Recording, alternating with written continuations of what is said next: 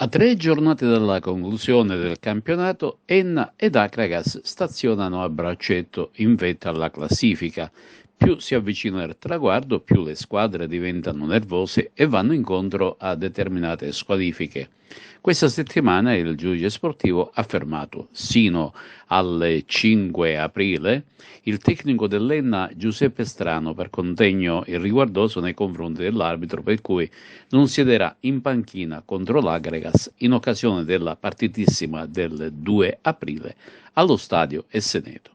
È stato fermato per 2 giornate anche Alessio Mannina dell'Agregas, espulso domenica scorsa dalla panchina. Per una giornata si ferma anche il difensore Manuel Barrera, il quale non giocherà a Palermo contro il CUS. Anche l'Enna ha un calciatore squalificato, si tratta del difensore Salvatore Tosto, appiedato per un turno. Infine si ferma anche l'attaccante Mattia Retucci del Pro Favara per una giornata. Scendiamo di categoria. In prima l'Empedoclina brinda al salto nel prossimo campionato di promozione con un paio di giornate d'anticipo. La compagine marinara ha infatti vinto fuori casa Branciforti grazie ad una rete del bomber Lopresti ed approfittando della contemporanea sconfitta esterna del Real Suttano sul campo di Nicosia si gode una promozione meritata ed agognata un'intera stagione. L'Empedoclina torna in promozione e può fare festa insieme ai propri sostenitori. Artefici di questa promozione, oltre chiaramente i calciatori, molti dei quali empedoclini puro sangue, il tecnico Angelo Mercante e poi l'ex biancazzurro acragantino Tony Tilaro, Fabio Marino, Giovanni Trupia, Totò Miliziano, Gerlando Termini, Giuseppe Portelli.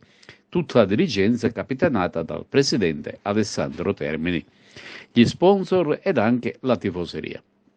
Le congratulazioni sono arrivate anche dal primo cittadino dei Porto Empedocle, dottor Martello e la sua amministrazione.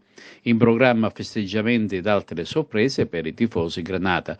Per quanto riguarda le altre agrigentine della prima categoria, l'Atletico Favara ha perso fuori casa con il Don del Bosco 2000 per 3-1. Come anche il Campobello sconfitto in casa dalla Sommatinese per 0-3. Per la salvezza è tutto rinviato alle prossime ed ultime 2 sfide. Per il Campobello, che in questo momento ha gli stessi punti del Branciforti, ne ha esattamente 14, basterebbe avere un punto in più sulla diretta rivale per evitare la retrocessione diretta ed approdare comunque ai play-out. Discorso diverso per l'Atletico Favara, che solo guadagnando gli ultimi 6 punti stagionali rimasti può ambire alla disputa dei play-off. Saranno fatali le ultime 2 gare in programma. E tanto già lo so che l'anno prossimo